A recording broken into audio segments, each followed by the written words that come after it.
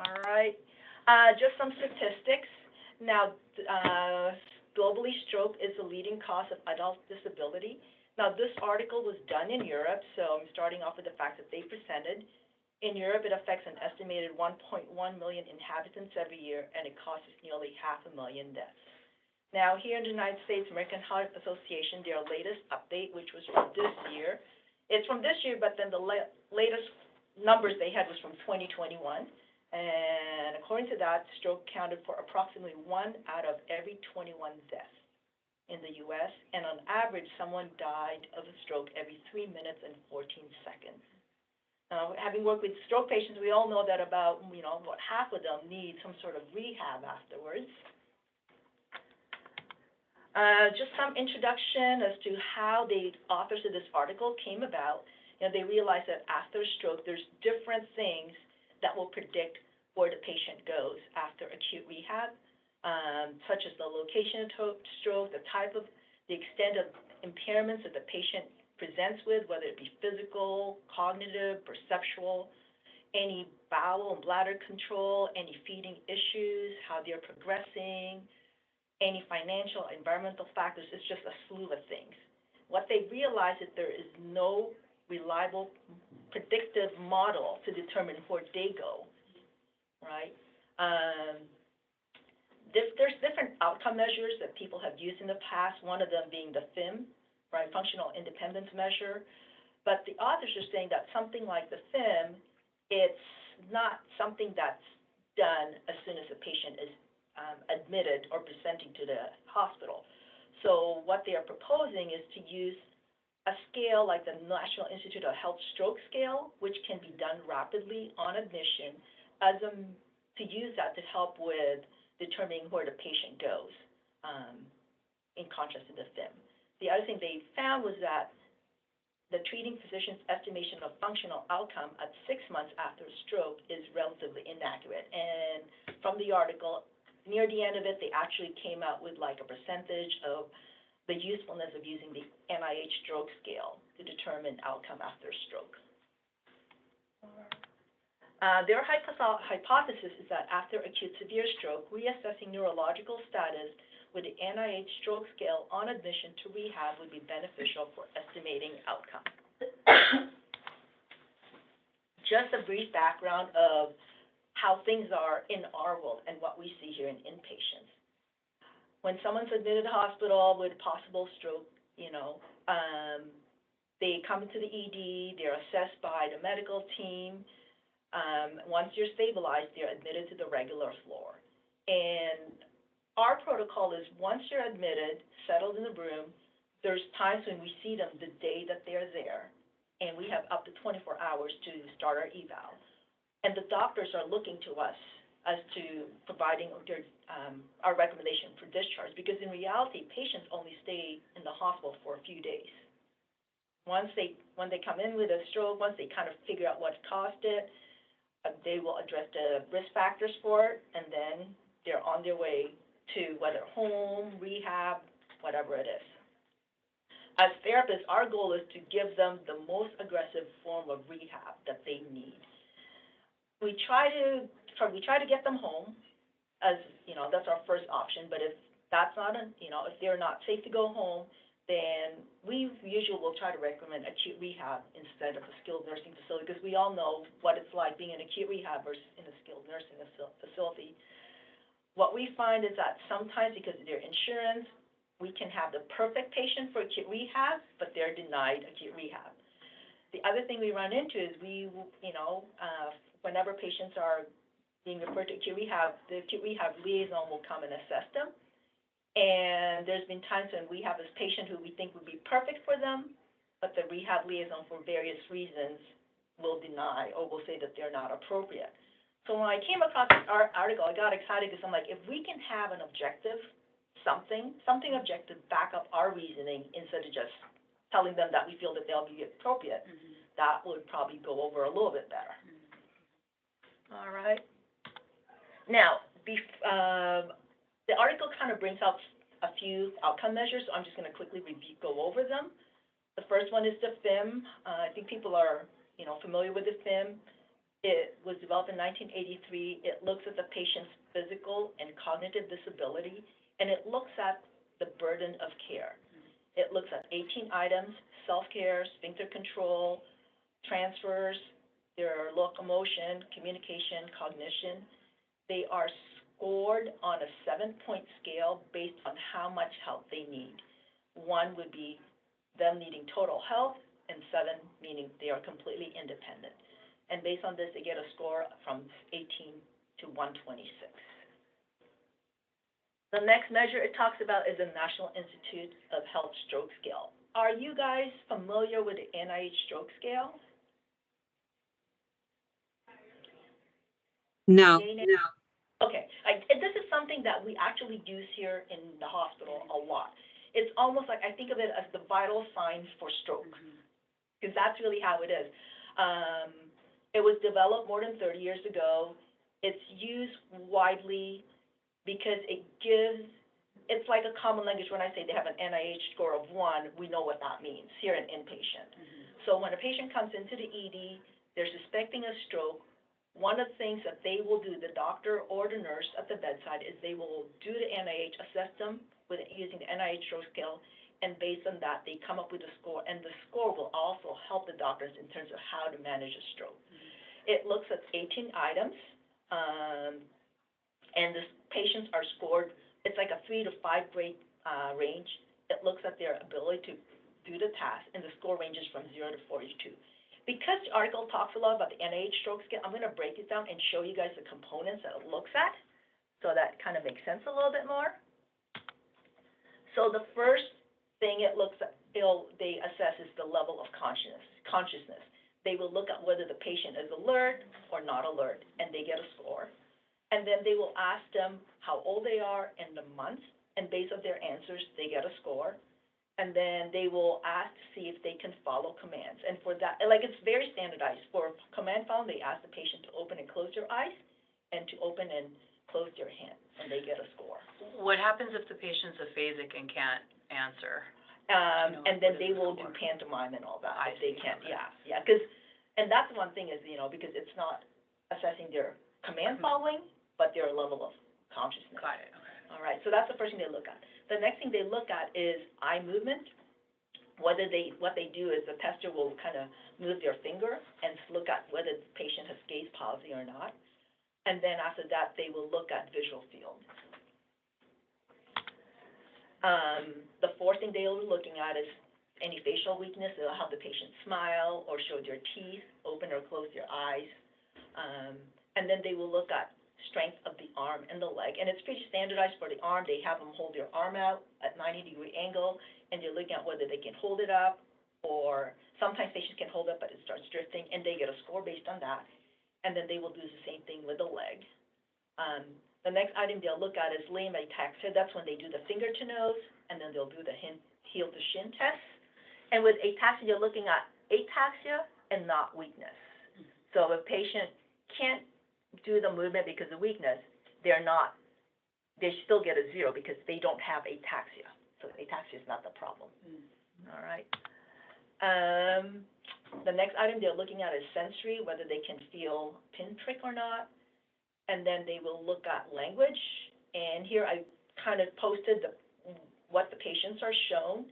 They have a picture where they have to name the different things. They have another scene where they have to describe what's going on. And then they have sentences that they have to read.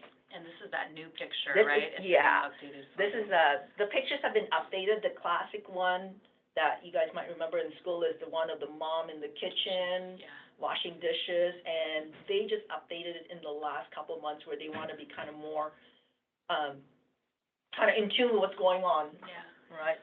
More politically correct in a way. And then after language, they will look at their Discharge. There's a list of words: mama, tip top, 50-50, thanks, huckleberry, baseball player, caterpillar. They have the patients read those words, and they're scored. And then the last one is you're looking at any extinction, for that. So this is something that, like I said, they do in the ED, and once patients are transferred from the ED to whether it be ICU or regular floor, the nurses had to do it too, and they have to do it every single shift. They can get it done within 5 to 8 minutes. And so it's easily done and readily available, as opposed to the FIM where time of completion for that, is about 30 minutes or so. And the FIM is usually done by therapists more so than nurses. Based on the score, the score ranges from 0 to 42. If they get a score of 0, can mean no stroke, or it could mean minor stroke. Because sometimes with patients who MRI shows a stroke, but they don't have any deficits, right? If they score from 0 to 4, it means that they have a minor stroke. 5 to 15 is moderate stroke. 16 to 20 is moderate to severe stroke, and 21 to 42 is severe stroke. I just put this slide here. Like I said, the NIH stroke scale is done on every patient coming to the ED, and there's certain protocol in the ICU. They're done 30 minutes upon arrival to the unit. Then they have to do it every 2 hours, so the first 24 hours, and then every shift. Once they get to the floor, every 4 hours for 24 hours, and then every shift. And you guys know, we're a stroke certified center, and as part of the stroke certification, the surveyor actually reviewed charts to make sure that the NIH is done in a timely manner. And if it's not completed, then that was a ding on our part. So, and the numbers, the scores that the nurses get from the NIH stroke scale is readily available on Epic for us to see as well. So that's the NIH in brief. The article also talked about a couple more scales. One is the CBS Katzenberg-Gagel scale. I was not familiar with this scale, but it looks at neglect. And there's 10 things the patients have to do. They're given a score of 0 to 3, and it shows you, no neglect, mild neglect, moderate neglect, and a severe neglect. And based on their total score, it tells you, how bad their neglect is. And these are the activities that the patients are doing. I actually have a patient right now who's 22. I'm not sure what is neglect versus inattention or what. So this is a good one for us to kind of use when we're assessing patients. All right. And then the last one, outcome measure they talked about in the article is the CCI, which is the Carlson Comorbidity Index. What it does, it has a list of conditions based on the ICD code, and depending on the severity of that condition, it's scored either 1, 2, 3, 4, 5, up to 6, and from that you get a total score, and the total score is a reflection of their comorbidity. And they've actually done studies, and there's it's still it's associated with life expectancy at 1 year versus 10 years. All right, so that's all the background stuff, all the outcome measure. Now we're going to go specifically to the article, PICO. It was a retrospective study. They looked at 156 consecutive stroke patients with severe stroke who were admitted into the inpatient acute rehab unit at this teaching hospital in Finland. And the study they looked at, they reviewed charts from patients from August 2015 to June 2021, so like a 6-year period. Yeah. And most of the patients in the acute rehab unit were from the hospital's acute stroke unit. So they were in the inpatient unit. Once they were stabilized, they went to the acute rehab unit. The inclusion criteria, patients were all greater than 18 years of age. They were independent prior to the condition. They their stroke is categorized as being a major, moderate to severe stroke, and we're basing that based on the NIH stroke scale of greater than or more than 15 in the first 24 hours. All right, and these patients have had no previous condition or disability. It was their first time needing to be admitted to an inpatient rehab unit. And then the last thing is that they had to be able to sit in a wheelchair for at least 30 minutes. Exclusion criteria, patients with previous stroke with permanent disability, patients with major medical, neurological, or psychotic condition, and any medical reasons that, would not allow them to participate in rehab were excluded from the study. Intervention. They were in an acute rehab team. They were seen by a multidisciplinary team consisting of neurologists, physiatrists, MD, psychologist, the rehab team, PTOT speech, the social worker, discharge planner, and nurses. The patients participated in a coordinated session 5 days a week based on their needs. And in addition to that, the rehab nurses also helped them, although it did not specify exactly what the nurses were doing. They encouraged caregiver participation during the rehab phase. Patients stayed in the program from a few weeks to a couple of months, depending on their progress. And once they were discharged, from the program, they went to either home with family or caregiver assistance or independently, or they were discharged to a healthcare center or other rehab facility or long-term care. I was just kind of listed the independent and dependent variables. The independent variables are, how did the stroke happen? How severe is it? The patient's ability to walk, neglect, weakness, aphasia, apraxia, depression. Those are, how involved were those deficits, number of comorbidities, whether they needed feeding tube or not, whether they had any dysphagia, their code status, and the time from stroke onset to admission to rehab and the overall length of stay. They also looked at functional variable, which is the admitting FIM score, and how they progressed functionally based on the FIM. And then the outcome variables is where they went after rehab. What they found, now, when I was reading through this article, there was a lot of statistics, a lot. So I'm trying to, what I tried is to break it down to make it a little bit more understandable. What they found was out of 156 patients, about just under 45% of the patients were discharged to the community or home, and just about 55% were discharged to institutional care. They found that those who were able to go to the community or home were younger, and they were more of them were working before the stroke. And then they also found other variables that contributed to the community discharge. I printed up the table. I had to kind of go back to review my stats. But basically, looking at the p-interval, a p-interval of 5% or less means that the finding is not by chance. So based on this table looks at the socio-demographic, the two groups. In terms of age, if you see the difference of patients who were discharged to the community versus institution, right? They found that age, education, and whether or not they were working, the difference in that was significant. Interestingly enough, gender, not significant. Cohabiting, they did not find that as significant. And cohabiting means, do they have a family to go to? Do they have a significant other to go home with?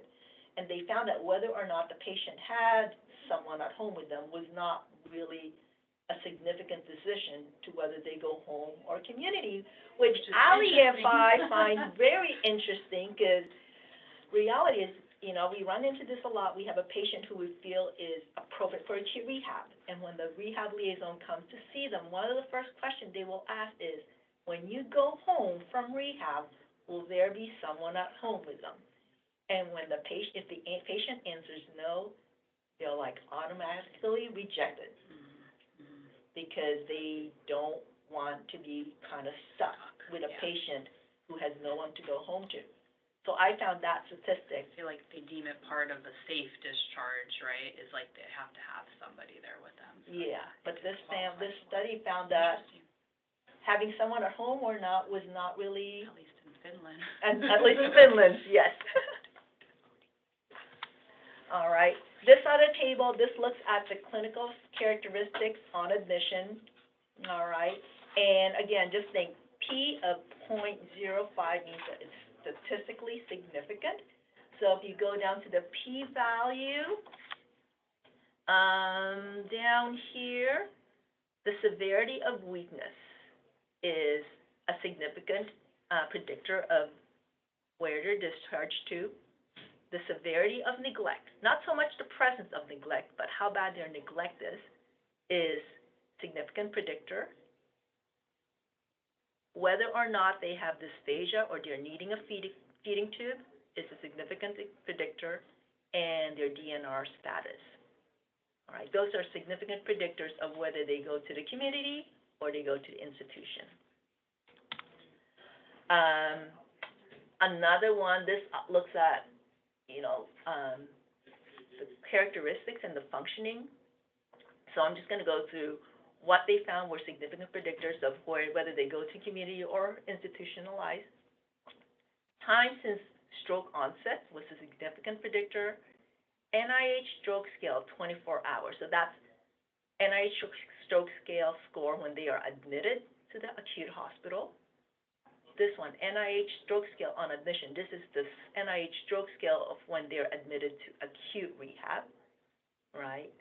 Severity of paresis or weakness we talked about. CBS is the neglect we talked about. Those are also, right, predictors of where they go. Now, the regression analysis, this is when they looked at all those factors and they kind of paired them down with some mathematical formula. And what they're looking at with regression analysis is out of these 9 variables, which ones actually matter. And that's what this regression analysis is. So it's all those factors that they said will impact it, but out of these, which ones are the ones that impact the patient the most? And again, p-value of 0.05 or less is what they're looking at. So age, NIH stroke scale and admission, and whether or not the patient can walk. They found those are the 3 things that has greatest impact on how where the patient goes after discharge. So that's all the stats. So to summarize, out of all those things that they looked at, what they found was that the most significant independent predictors for community discharge in order of importance were lower NIH stroke scale score, whether the patient can walk at admission, and their age. Now, this is interesting. They found that for every 1-year increase in age, the odds of the patient going home goes down by 5.4%. And for every 1-point increase in NIH stroke scale, the odds of going home goes down by 16.1%. They call this the 3-factor model: lower NIH score, whether or not the patient can walk, and their age. They found that this model has an overall predictive accuracy of 7.4%. And that kind of goes back to the very first slide or one of the first few slides where the article is saying that, doctors can't really predict how the patient's going to progress. And so what the article is proposing is that by looking at, the age, whether the patient can walk, and the NIH stroke scale, they can kind of predict where the patient get it right about 3/4 of the time. All right. Just a few more things that the article brought up. Whether the patient can walk after stroke is a significant predictor of whether they go home or not. Having dysphagia or feeding tube 3 months after stroke is associated with poor outcome or poor functional and mortality outcome. Another thing they found was that early admission to inpatient rehab after acute care is associated with higher motor cognitive improvement and community discharge, which kind of is fairly obvious because if a patient stays in acute care longer, that means they have more comorbidities, they're sicker and all that. And so that makes sense that they would progress slower. And then the last one they saw was that higher motor and cognitive improvement during rehab, even in patients with severe disability, can have positive effect on discharge disposition, which is pretty, makes sense. And so I'm a numbers person. I like numbers. And when I was reading this article, I want to know what is the NIH stroke scale? What's a good one? What will predispose someone to having better outcomes so that they can go home? So they found that for those patients who are being discharged to community or home, an average NIH stroke scale of 24 hours post-stroke, so when they're admitted to the hospital, all right, 17 would be 17.5, and then once they're admitted to inpatient rehab, an NIH stroke scale of 8. And for those who are going to institution, the average NIH stroke scale in the acute phase is 19 and 12 when they're discharged from acute care to inpatient rehab. 55% of patients with baseline NIH stroke scale of greater than 15, which is the moderate stroke, were discharged to institution after an average of 1 month to rehab. I talked about this. For every 1 point increase in NIH stroke scale and admission to rehab, the odds of being discharged home. And I talked about, the odds of being discharged home and how it's affected by increase in age and the predictive value.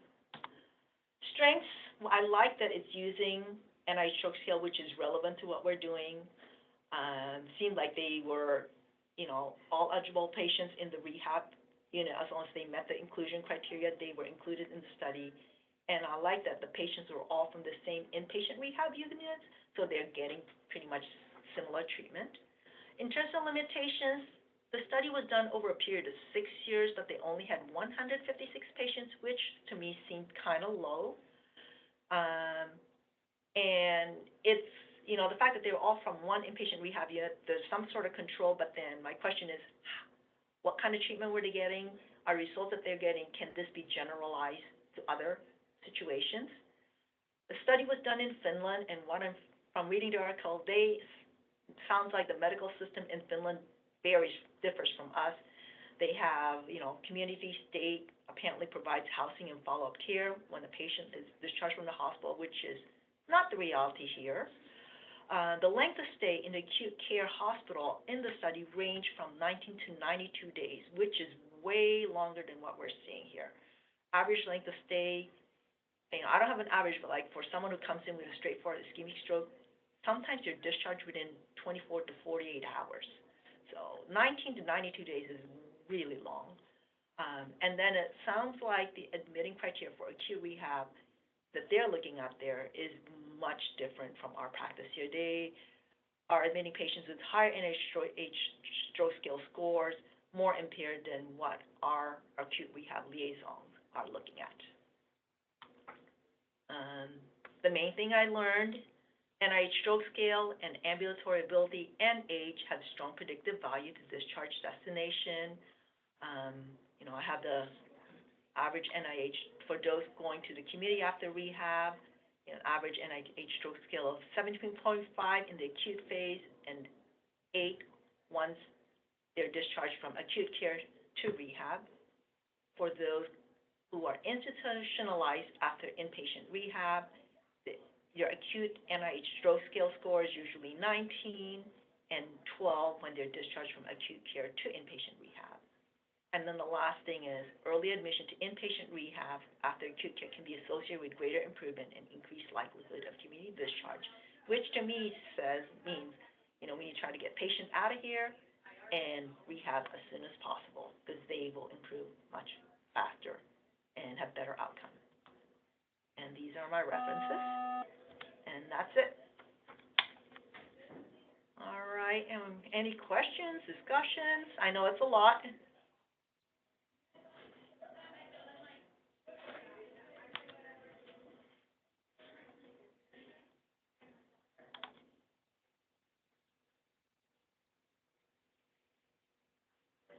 Any questions?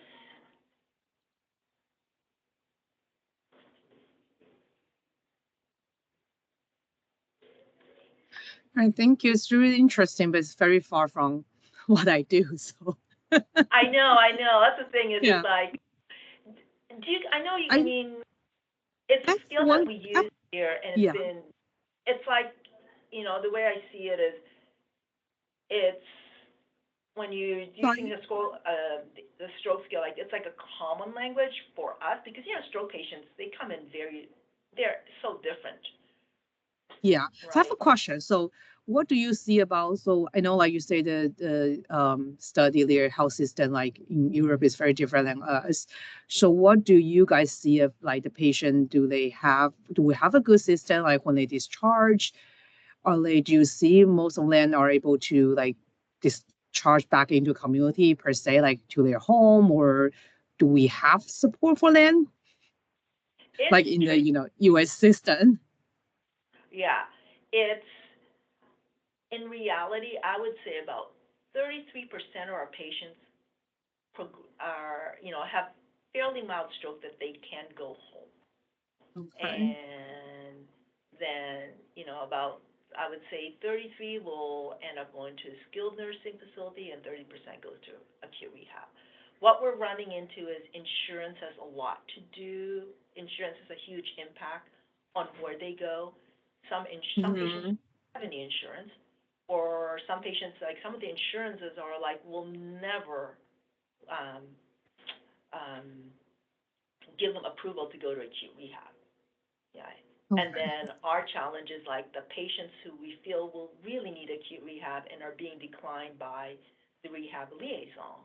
That's the other one that Okay. we're running into.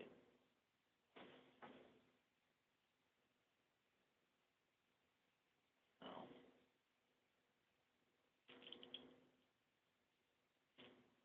Right. yeah, Thank you so much. yeah. We. All right. Well, there are no more questions. Yeah, I will end here, and I have a list of all the patients. I just checked the chat. Do we have NIH stroke scale in Spanish from Maryland? And yes, they do have it. Yeah, so I didn't check the chat till now. All right, well, thank you. All right, so I am going to, so I will stop recording now, and then the recording should be like available like in a couple of days, and then I believe Alicia will upload it up to YouTube. So then whoever didn't participate today, they can watch from there. Okay. All right. Thank you, Ingrid. Thank you.